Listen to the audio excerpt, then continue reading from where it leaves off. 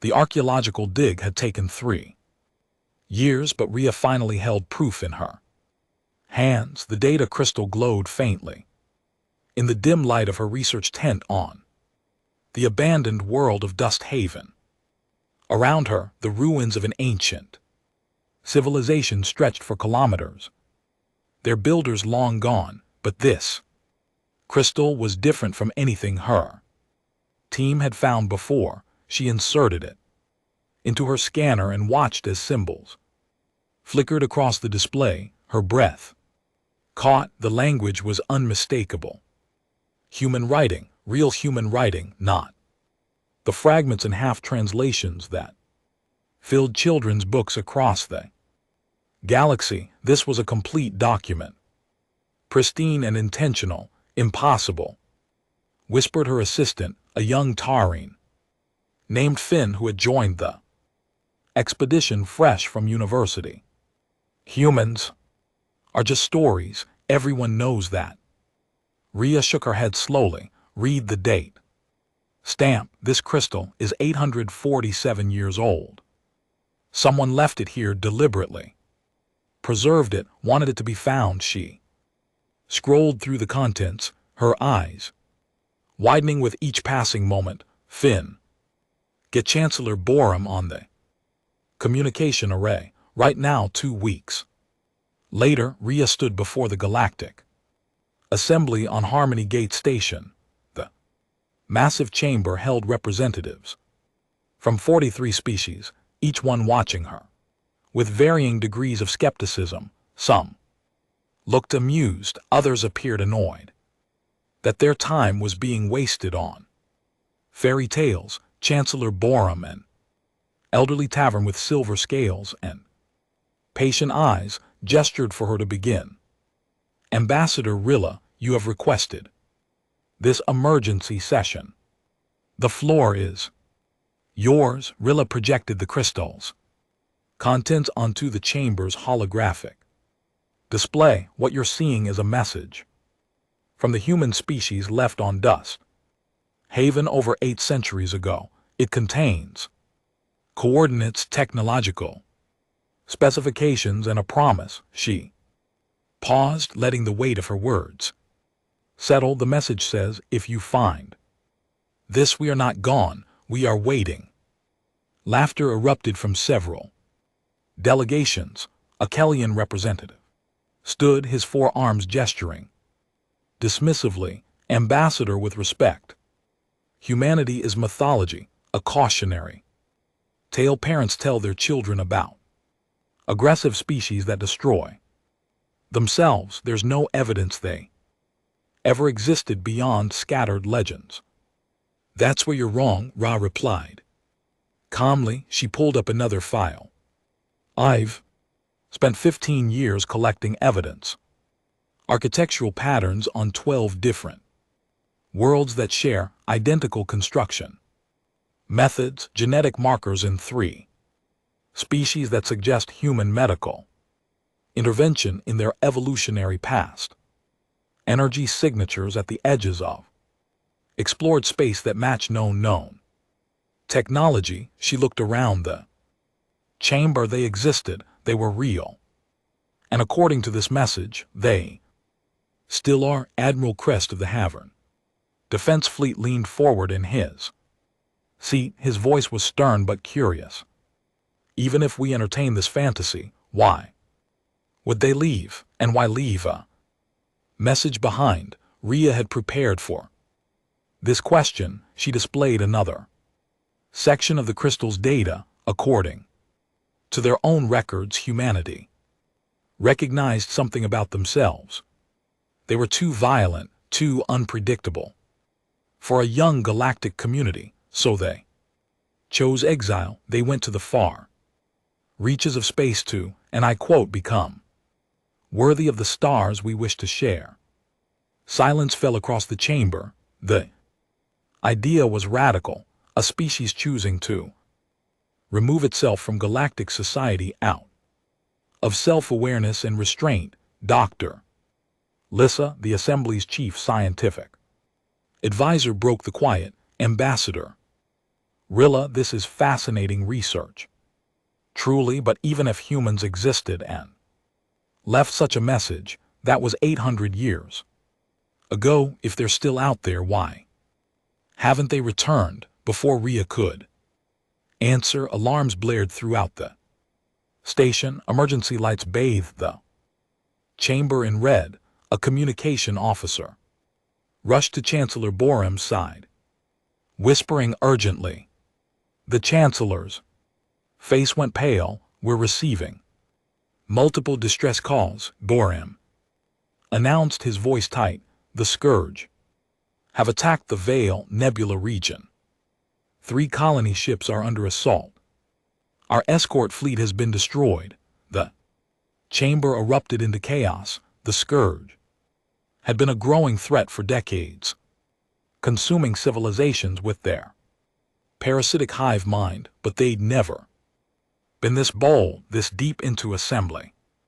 Space, Admiral Crest was already on his feet. How many ships do we have in range? None that can arrive in time. Communication officer replied. The colony ships are sending final messages. Millions of refugees, sir. There's nothing we can do. Rhea stared at the crystal still glowing in her hand. The coordinates it contained pointed to a region beyond explored space past the Vale Nebula. Without thinking, she activated her personal communicator and broadcast on the frequency specified in the human message. It was a desperate act, foolish even, but the alternative was watching millions die. This is Ambassador Rilla of the Galactic Assembly, she said into the void. If any humans are listening, we need help. Please, people are dying. Static answered her. The chamber had gone quiet, all eyes on her seemingly futile gesture. 30 seconds passed, then a minute. Rilla felt her hope crumble. Then a voice crackled through every speaker in the station. It spoke in clear, unaccented galactic common. Ambassador Rhea, this is Captain Daniel Hayes of the United Earth Stellar Navy. We received your transmission. We've been receiving all your transmissions for the past 200 years. There was a pause, and when the voice returned, it carried weight and determination. We're already en route. Tell those colony ships to hold on. Humanity is coming home. The crystal in Rilla's hand pulsed with light as if responding to the message. Around the chamber, representatives sat frozen in shock. Legends were real, and they were about to discover what 800 years of self-imposed exile had made of the human race. The refugee children were crying in the cargo hold of the colony ship. Peaceful dawn. Their parents held them close, whispering comforting lies about rescue that would never come. Through the viewport, the Scourge fleet closed in like a swarm of insects, their bio ships pulsing with sickly green light. Captain Vera, a Tarvan with 30 years of civilian transport experience, gripped the arms of her chair. She had never commanded during combat. Her ship was designed to carry families to new worlds, not to fight wars. The other 2 colony ships in their convoy were just as helpless. They're charging weapons, her navigator reported, voice shaking. Multiple targeting locks, all 3 ships. Vera closed her eyes. She'd already sent the final messages to the families of her crew. There was nothing left to do but wait for the end. Assembly escort ships had fought bravely, but the Scourge had torn through them in minutes. Now it was just 3 defenseless transports carrying 800,000 souls who would never see tomorrow. The Scourge lead ship opened fire, then space itself seemed to tear apart. Massive vessels emerged from faster than light, traveled directly between the colony ships and the Scourge fleet, they were unlike any ships Vera had ever seen, sleek hulls of dark metal bristling with weapons that looked brutally efficient, no elegant curves or artistic flourishes. These ships were built for one purpose only: war. Unknown vessels, identify yourselves, Vera transmitted, hardly daring to hope that a face appeared on her screen. It was humanoid, but different from any species she knew. Shorter facial structure, varied skin tones, and eyes that held an intensity she'd only seen in predators. The being smiled, and there was both warmth and danger in that expression. This is Captain Daniel Hayes of the United Earth Stellar Navy ship Defiant. The human said, "We've got you covered." Peaceful dawn. All colony ships maintain current heading. Do not deviate. We in LT Unk and GTLL handle this, but there are dozens of scourge ships. Vera protested. "You only have 7 vessels." Hayes' smile widened slightly. "We fought worse odds. Watch and learn what happens when you threaten people under human protection." The Scourge fleet, apparently confused by these new arrivals, redirected their weapons toward the human ships. The lead Scourge vessel fired a massive bioplasma cannon, the kind that had melted through assembly cruiser shields in seconds. The human ship didn't dodge. It flew straight into the blast. Vera gasped, certain she was about to witness these mysterious rescuers destroyed, but the plasma washed over the human vessels, shields like water off stone. The ship didn't even slow down. "Target their command nodes," Hayes ordered his fleet. Calmly, pattern Delta 7, "Let's keep this quick." What happened next would be analyzed by military strategists for years to come. The human ships moved with precision that seemed impossible. They didn't fight like the assembly, which focused on defensive formations and calculated exchanges. They fought like predators who had cornered prey. The Defiant launched projectiles that moved at incredible speeds, not energy weapons, but solid metal slugs that punched through Scourge bow armor like it was paper. Each shot was perfectly placed, targeting weak points in the alien ships with surgical accuracy. The Scourge vessels began to break apart, their organic hulls unable to withstand the kinetic impacts. .2 Human destroyers flanked the Scourge formation, firing what appeared to be electromagnetic pulses. The Scourge ships convulsed, their biological systems disrupted by the energy waves. They drifted helplessly, easy targets for the following barrage of missiles that a Scourge carrier, larger than 3 colony ships combined, attempted to launch. Fighter craft, a human frigate, intercepted it, releasing a swarm of small drones that attached to the carrier's hull. Seconds later, explosions rippled across the massive ship. As the drones detonated, the carrier split in half, its fighter bays destroyed before a single craft could launch. They're coordinating every move, Vera's tactical officer whispered in awe. Every shot, every maneuver. They're fighting as one unit. The entire battle lasted 14 minutes. 14 minutes from the moment the human ships arrived to the moment the last Scourge vessel exploded. Not a single human ship showed significant damage. Not one Scourge vessel survived. Captain Hayes appeared on Vera's screen again. "Colony ships, this is Defiant. Threat neutralized. We're scanning for survivors and secondary threats. Are any of your people injured?" Vera realized her hands were trembling. "We have wounded from the initial attack. Medical supplies are running low. Transmitting coordinates for docking."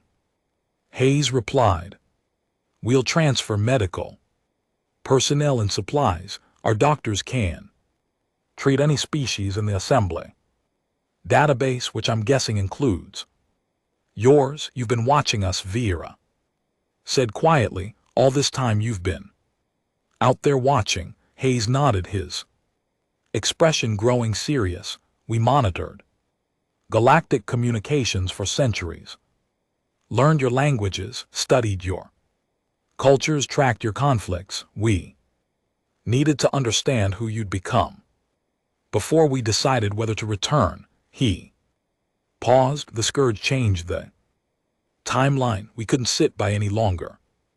A human medical team transported over to the peaceful dawn within the hour. They were efficient and gentle with a wounded, their technology healing injuries that would have taken weeks to recover from." A human doctor named Lisa worked on a Tyrene child with a broken arm, speaking softly to calm the scared little one. "Your people really are legends in our stories," Vera told Hayes. As the medical team worked, tales of warriors from the stars who disappeared before our grandparents were born. Hayes looked at the view screen showing Earth's blue marble in the distance. "We weren't warriors when we left. We were dangerous, aggressive, and too proud to admit our flaws. We left to become better than what we were." He turned back to her. "We spent 800 years learning discipline, patience, and purpose. Now we're ready to fight alongside you, not against you. Will you come to the assembly?" Vera asked. "Tell them what you told me." "Already transmitting coordinates to Harmony Gate," Hayes confirmed.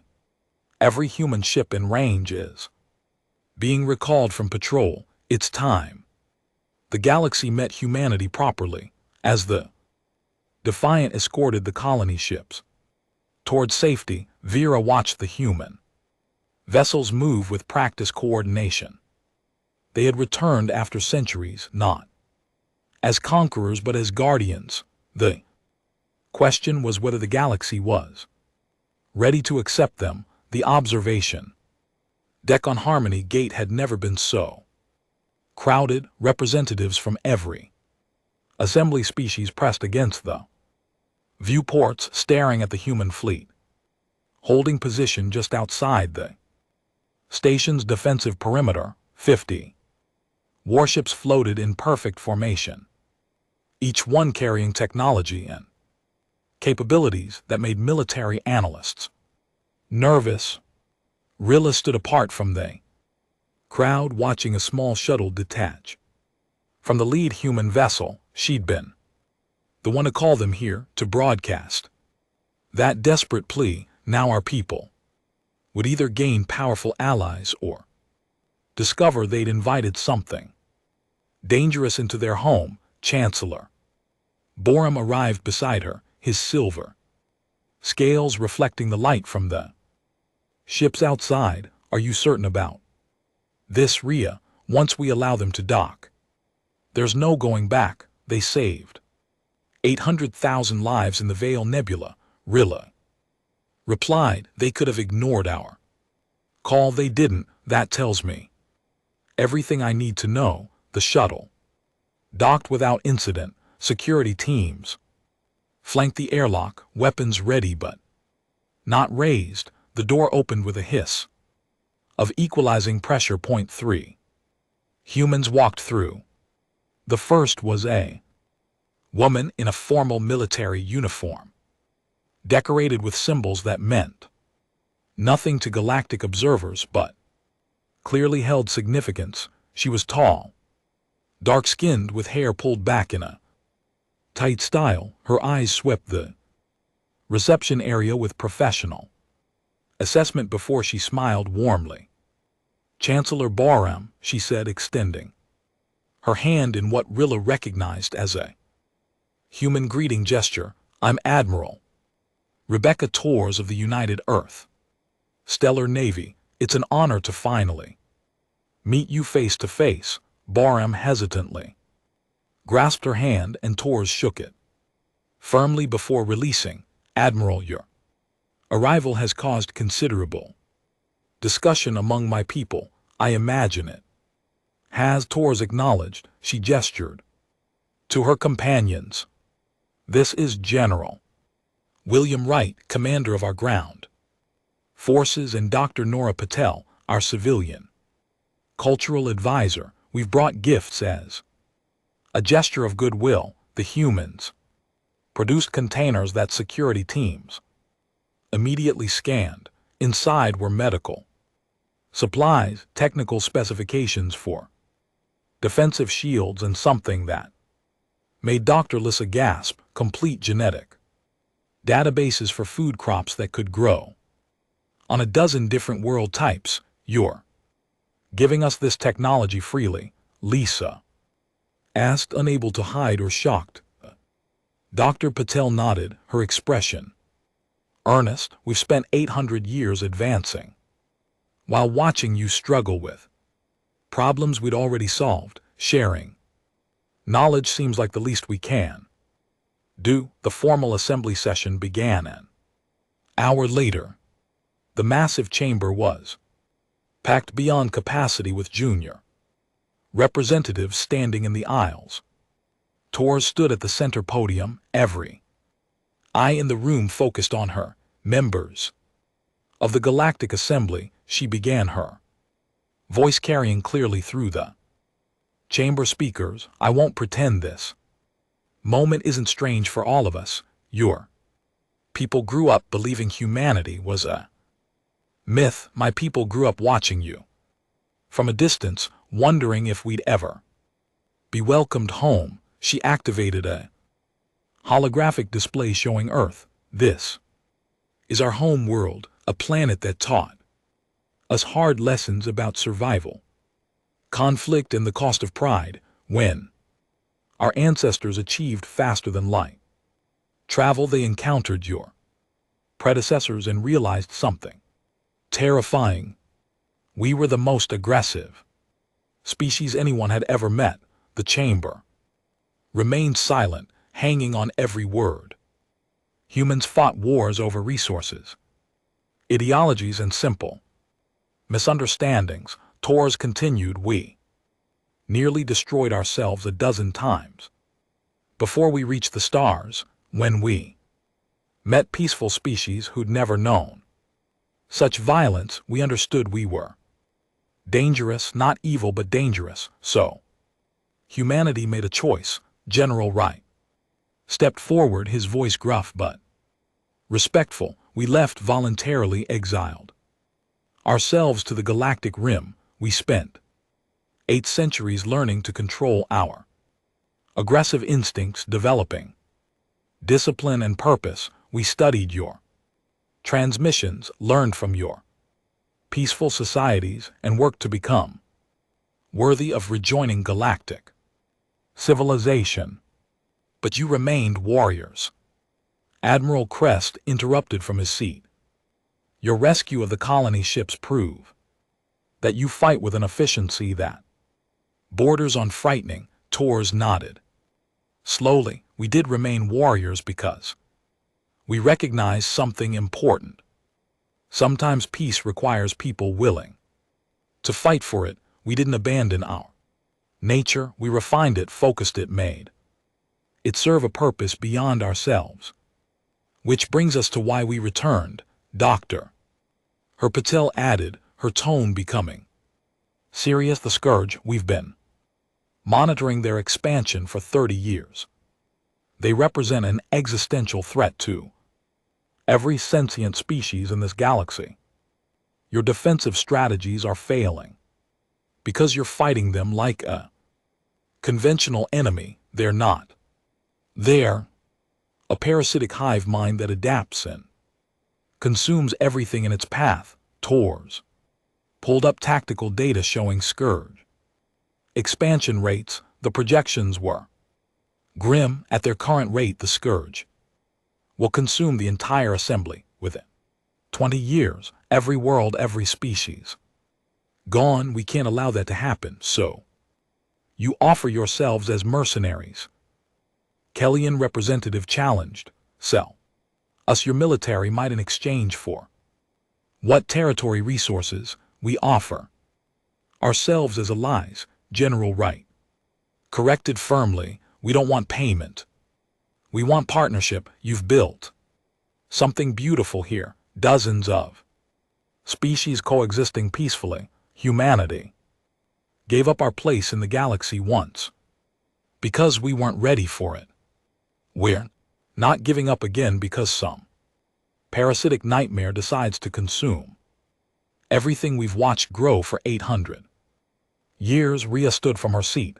I believe them, Chancellor. Their actions support their words. They could have revealed themselves at any time, especially when they had technological advantages. They waited until we needed them most. Chancellor Barham looked around the chamber, reading the mixed reactions of his fellow representatives.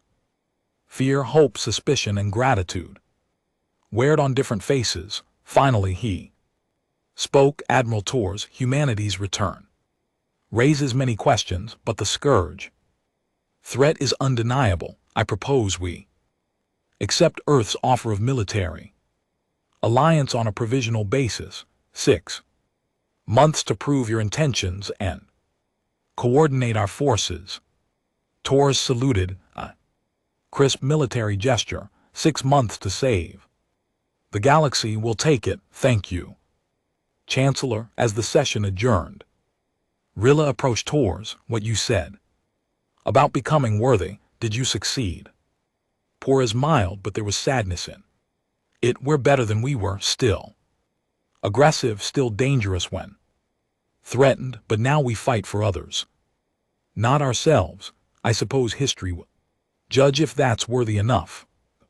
Training grounds of Forward Base Atlas stretch across 10 square kilometers of a barren moon. Prefabricated structures housed soldiers from 15 different species, all gathered to learn how humans fought wars. In the central drill yard, a Tarvan squad leader named Din watched human Marines run through combat exercises with a mixture of fascination and unease. They moved differently than any soldiers he'd ever seen. Fast, aggressive, constantly adapting their positions. A human sergeant named Paulo Mendes barked orders and the Marines responded instantly, flowing through formations that seemed chaotic until Din realized every movement had purpose.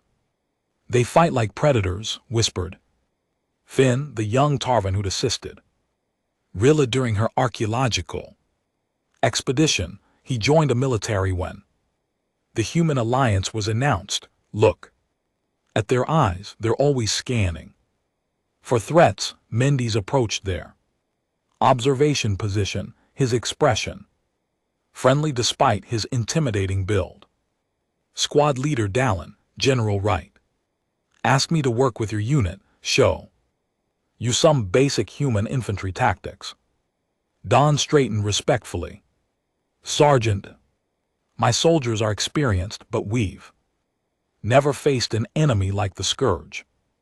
We're eager to learn. Over the next week, Mendes taught them things that contradicted everything they'd learned in assembly militarities. Humans didn't believe in minimal force doctrine. They believed in overwhelming response. When threatened, you didn't retreat to fortified positions and wait for reinforcements. You pushed forward, seized initiative, made the enemy react to you instead of the other way around. It feels wrong, admitted one of Don's soldiers, a young female named Kessa.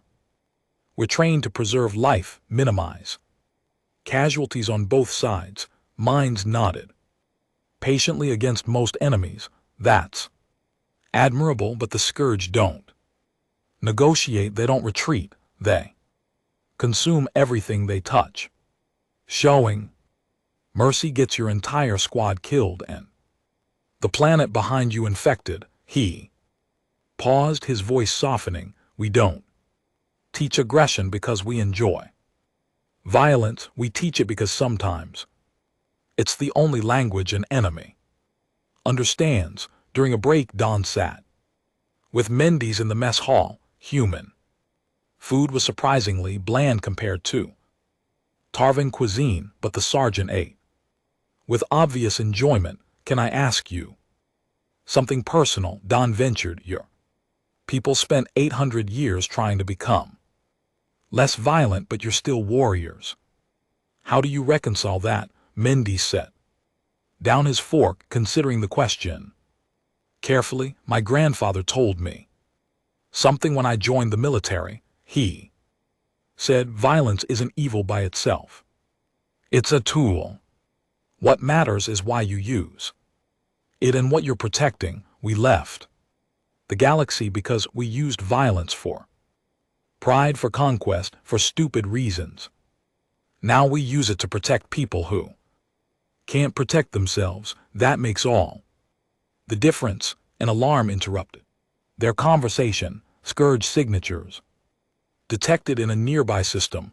A mining colony with 50,000 workers was under attack. Human and assembly forces scrambled to their ships. The journey took 3 hours at maximum, faster than light speed. When they arrived, the colony was already under siege. Scourge bioships had landed and were spreading infection across the surface. The colony's defense force was pinned down, buying time for evacuations. All units. This is General Wright. The radio crackled. Human forces will establish a perimeter around the evacuation zones. Assembly forces, coordinate with your attached human advisors. Remember your training. Fight smart, fight hard, and bring everyone home. Din squad deployed alongside Mendes's Marines. They hit the ground running, literally. The scourge had already infected the colony's outer buildings. Their organic corruption spreading like a disease. The first wave hit them within minutes. Scourge warrior forms, twisted combinations of a species they consumed. They moved fast, coordinate by the hive mind, attacking with no regard for their own survival. Din's training kicked in. He fired precisely, conserving ammunition, falling back to defensible positions. It was textbook assembly combat doctrine. It was also failing. The scourge kept coming, overwhelming their position through sheer numbers. Then Mendes did something that seemed insane. He charged forward. Rerez Peters with me, the sergeant shouted. Everyone else suppressing fire. Don, keep your people behind us. The human Marines rushed into the scourge swarm with weapons blazing. But they weren't reckless. Each movement was calculated, each position chosen to maximize cover and crossfire. They used the scourge's aggression against them, funneling the enemy into kill zones. Din watched in amazement as 3 humans held off 30 scourge warriors. When one Marine's weapon overheated, another stepped into the gap seamlessly. They fought as a single unit, anticipating each other's movements. Push forward, Mendes ordered. Don't let them set the tempo. Din made a decision. Squad, advance. Stay behind the humans, but keep moving. His soldiers looked uncertain but obeyed. The combined force drove the scourge back, clearing a path for the evacuating colonists. It was brutal, exhausting work, but worked. The humans' aggressive tactics created momentum that the scourge couldn't counter. When the last transport lifted off safely, Din's squad had suffered 0 casualties. The humans had taken hits, but their armor and medical technology kept them fighting. Mendes had a nasty burn on his arm from scourge Bioacid, but he waved off concern. Good. Work today, the sergeant told Dallin as they waited for extraction. You adapted. Fast, most assembly soldiers freeze up. The first time we push forward like that, you save my soldiers, Dan said. Quietly, my tactics would have gotten them killed. You put yourselves at greater risk to protect us, Mendes shrugged. That's what allies do. Besides, you'll learn, give it a few more missions and you'll be the one teaching new recruits how to fight like humans. That evening, Dawn found reviewing combat reports in her quarters. On Harmony Gate, she'd been appointed as the official liaison between human and assembly forces. They're not what I expected, Dawn admitted. The legends made humans sound like unstoppable warriors who felt no fear, but they're afraid. Just like us, they bleed just like us. They just choose to fight anyway. Rilla smiled. That's what makes them remarkable. They're not fearless. They're brave. There's a difference. Will we ever fight like them? Dawn asked. I don't think we need to, Rhea replied. Thoughtfully, they're teaching us to be more aggressive, and we're teaching them patience and diplomacy, maybe together. We'll find a balance neither species could achieve alone. Outside the window, human and assembly ships flew patrol. Together, the partnership was still new, still uncertain, but on a small mining colony it had saved 50,000 lives. That seemed like a good start.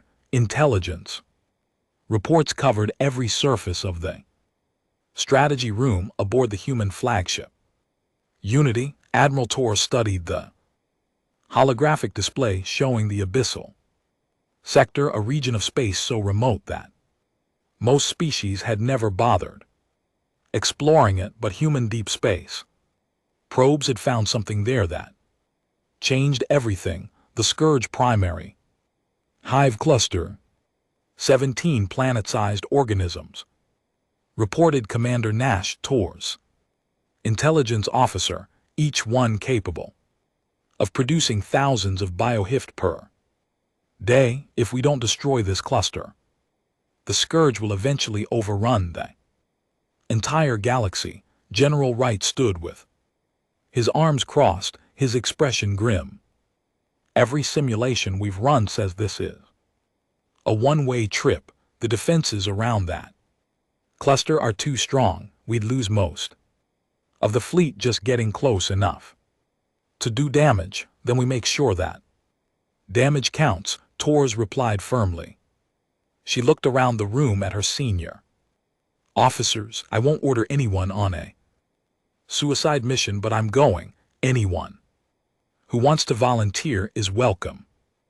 Anyone who doesn't should leave now with no judgment. Nobody moved, not a single officer stepped toward the door. Admiral Crest entered the room accompanied by Chancellor Borum and Rilla. The Havern military commander looked uncomfortable, but determined. Our analysts agree with your assessment, Admiral Torres. This mission is extremely dangerous, but if you're willing to lead it, the Assembly will provide support. How much support? Wright asked skeptically. 47 vessels from 12 different species. Borum answered. Volunteers all. They want to fight beside humanity. He paused, including my own flagship. Torres studied the elderly chancellor with new respect. You're a politician, not a soldier. You don't need to risk yourself. My people are warriors by tradition, Borum replied. I may be old, but I remember how to fight. Besides, if humanity's legends are willing to die for our galaxy, the least I can do is stand with them. The fleet assembled at the edge of the abyssal sector 3 days later. 200 human warships and 47 assembly vessels, each one crewed by people who understood they might not Return, Din's transport ship joined the formation, carrying him and Sergeant Mendes' combined unit. This is crazy, Finn whispered as they prepared for departure. We're flying straight into the heart of the Scourge Empire. That's exactly why it might work, Mendes replied, checking his weapons. One final time, they won't expect anyone to be this aggressive. Humans learned a long time ago that sometimes the most dangerous plan is the one nobody thinks you're crazy enough to try. Captain Hayes stood on the bridge of the Defiant, the same ship that had saved the colony vessels months ago. His crew moved with practiced efficiency, but he could see the tension in their faces. They all knew what was coming. All ships. This is Admiral Torres. The fleet-wide communication activated. In a few minutes we're going to jump directly into the hive cluster's gravity. Well, the Scourge will respond with everything they have. Our job is simple. Survive long enough to destroy those hive planets, fight for each other. Fight for the innocent people counting on us, and if the worst happens, make sure every shot counts. The fleet jumped, space twisted, and they emerged. In hell, the hive cluster filled the view screen, massive organic structures that pulsed with grotesque life. And surrounding them were thousands of Scourge ships, far more than any intelligence report had suggested. All ships implement defensive formation. Omega, Torres ordered calmly. Despite the overwhelming odds, create overlapping fields of fire, make them come through us to reach the hives. The Scourge fleet attacked immediately.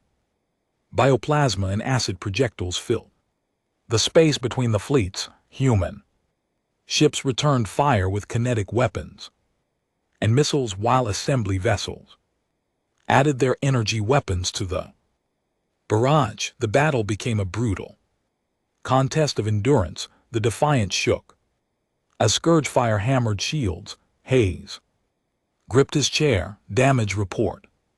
Shields at 60%. His engineer called out. We can't take much more of this, sir. All around them, ships were fighting desperately. A Kelsian cruiser exploded as Scourge bioships swarmed it. 2 human destroyers sacrificed themselves to cover and assembly medical frigs. Retreat. The formation was holding, but barely got on the ground. Assault.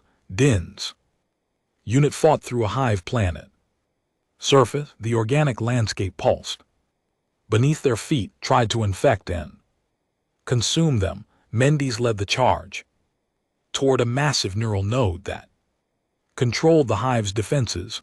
Plant the charges, the sergeant ordered. We got 5 minutes before this whole place realizes we're here. Don soldiers worked alongside human marines, setting explosive devices that would trigger a chain reaction. The Scourge defenders swarmed them, but the combined unit held firm. They'd learned to fight together, trust each other, rely on each other's strength. That in space, Torres made the hardest decision of her career. The fleet was being overwhelmed. They'd inflicted heavy damage, but not enough. The hive cluster would survive unless someone did something desperate. All ships. This is Torres. Execute final protocol. Form a sphere around the primary hive and concentrate all fire. Fighters, create a defensive screen. We're not leaving until this is finished. The fleet compressed into a tighter formation, sacrificing mobility for concentrated firepower. It was a last stand, and everyone knew it, but the humans had taught the assembly something important. Sometimes you win by refusing to quit. The Defiance shields finally failed. Bioacid ate through the hull, systems failing one by One, Hayes watched his ship die around. Him, all crew, evacuate to the escape pods, he ordered. Then he looked at his bridge crew. Accept us, we're staying. His officers nodded, understanding. The Defiant might be dying, but she could still serve one final purpose. Hayes aimed his crippled ship directly at the largest Scourge command vessel and engaged the engines. The Defiant accelerated a missile of metal and determination. When they struck, the explosion tore through both ships and created an opening in the Scourge defenses. Through that opening, the fleet poured everything they had: missiles, kinetic rounds, energy weapons, all focused on the primary hive planet. The massive organism shuddered, its surface cracking and splitting. Then it exploded. The chain reaction spreading to the other hive planets. One by one, the organic worlds died. The Scourge fleet, suddenly cut off from their central intelligence, fell into confusion. The surviving human and assembly ships pressed their advantage, destroying the leaderless bio ships. When the battle finally ended, the fleet had lost 47 human ships and 19 assembly vessels. Thousands of good people were gone, including Captain Hayes and his entire bridge crew. But the hive cluster was destroyed, the Scourge broken and scattered. Don stood on the scarred surface of the dead hive planet, watching the debris field above. Mendy stood beside him, wounded but alive. Was it worth it? Din asked. Quietly, Mendes looked at the stars, thinking of his fallen comrades. Ask the billions of people who won't be consumed by the Scourge now. I think they'd say yes. The memorial wall on Harmony Gate stretched 50 meters long, each panel displaying the names of those who'd fallen in the Battle of the Abyssal Sector. Representatives from every species stood in respectful silence as Admiral Torres placed Captain Hayes's command insignia at the base of the human section. The small metal badge seemed inadequate to represent a man who'd sacrificed everything, but it was all she had left of her friend. Rhea stood near the front of the gathering, watching human and assembly soldiers comfort each other across species barriers. A Tarvan officer embraced a human marine, both grieving lost comrades. Chancellor Borum, who'd survived the battle aboard his flagship, spoke quietly with General Wright about the fallen. I never believed in legends before, a young voice said beside Rhea. She looked down to find a Kelkian child, no more than 6 years old, holding a small drawing. But my parents says the humans saved us. Are they really not legends anymore? Rhea knelt to the child's level, studying the drawing. It showed human and alien ships flying together among the stars. They were never legends, little one. They were just people waiting for the right time to come home. 3 months passed. Scourge without their central hive cluster fractured into scattered remnants. Individual bioships still posed threats, but the unified invasion force was broken.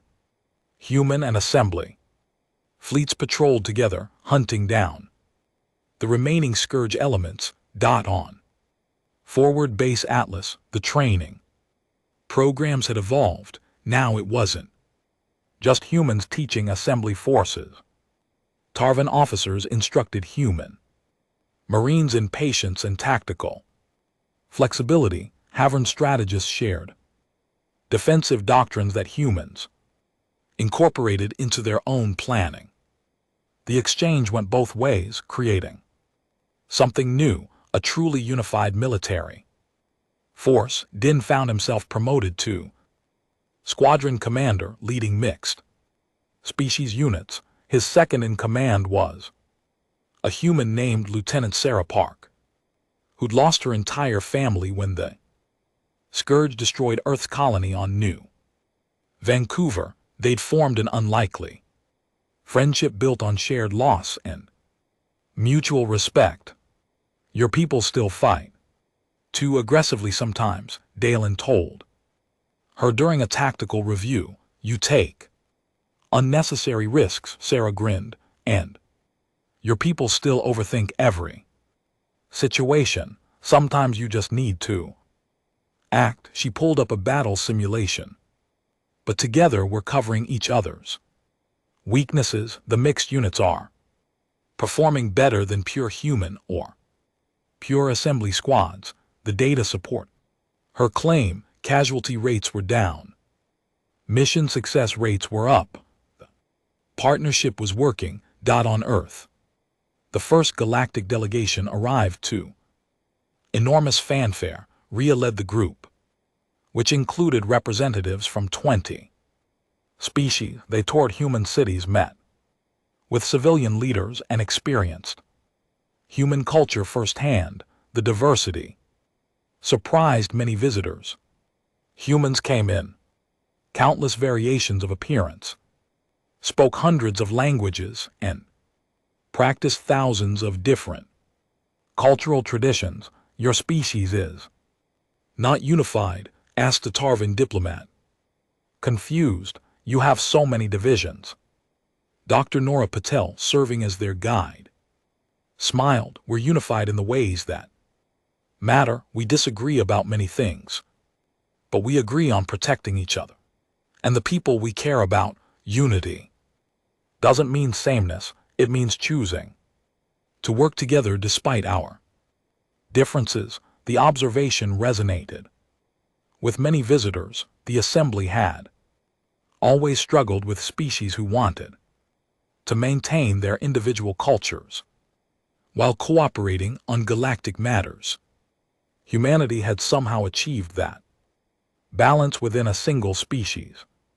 Back on Harmony Gate, Chancellor Borum addressed the full assembly. 6 months ago I stood before you and proposed a provisional alliance with humanity. That trial period has ended. Today I propose we make this partnership permanent. I propose offering humanity full membership in the Galactic Assembly. The debate lasted 3 days. Some species remained nervous about human aggression. Others argued that humanity had proven their worth with blood and sacrifice. In the end, the vote wasn't even close. 41 species voted yes, only 2 abstained. None voted no. Admiral Torres received the news aboard the Unity. She stood on the bridge looking at Earth through the viewport and allowed herself a rare moment of emotion. 800 years, 8 centuries of exile, of watching from a distance, of wondering if they'd ever be welcomed home, now was official. Humanity belonged to the galaxy again. General Wright found her there. We did it. Hayes would have been proud. We all did it. Torres corrected. Humans. Tyrene, Havern, Kelchin, all of us. That's what makes this different from before. We're not conquerors this time. We're partners. Cultural exchange programs exploded across human and assembly space. Human universities welcomed alien students. Assembly schools taught human history and literature. Mixed species crews became common on both military and civilian vessels. The barriers that had existed for 800 years dissolved surprisingly quickly. Sergeant Mendes, now promoted to lieutenant, taught a class on human military history to a mixed species audience at the new Galactic Defense Academy. He showed them footage of ancient Earth wars, explaining how humans had learned from their mistakes. We fought each other for stupid reasons, he told his students. Resources, pride, fear. We nearly destroyed ourselves. dozens of times, but every war taught us something. We learned that violence without purpose is waste, that's strength. Without restraint is tyranny, that courage without compassion is just cruelty. A young human cadet raised his hand. Sir, how we make sure we don't repeat those mistakes? Mendes looked around the classroom at the different species learning together by remembering. We're not alone anymore. Our ancestors fought because they forgot they were all human. We won't forget we're all people.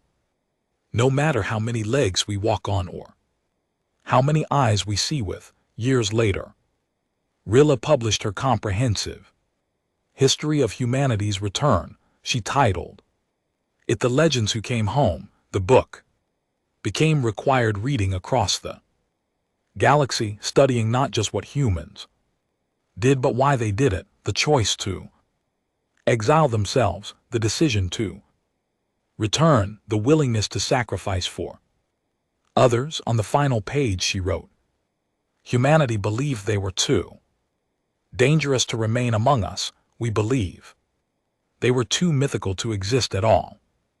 Both assumptions were wrong. They were never legends. They were never monsters. They were just people trying to be better than they were. And in the end, that made them exactly what the galaxy needed. A generation after humanity's return, a Taurine child and a human child played together in a park on Harmony Gate. They were practicing for a school presentation about the Battle of the Abyssal Sector. The Taurine child asked her human friend if humans were still scary. The human child thought about it. Seriously, my grandmother says we can be scary when we need to protect people. But mostly we're just people like everyone else. The Taurine child nodded, satisfied with that answer. Above them, human and assembly ships patrolled together, protecting a galaxy that had learned an important lesson. Legends don't save the day, people do.